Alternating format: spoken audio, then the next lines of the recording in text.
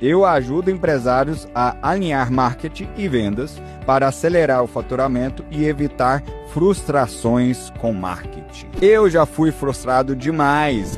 A gente passou por uma consultoria na agência. Eu queria saber se a agência ela era saudável, viável, e o que tinha que fazer para crescer. Então a gente fez uma consultoria e o formato que o consultor aplicou na gente, eu falei, gente, esse formato, se a gente aplicar para os nossos clientes dentro do nosso negócio, pode ser um diferencial. A gente consegue identificar o que a empresa trabalha, identificar o que ela faz, para propor alguma coisa que não seja em cima de achismo.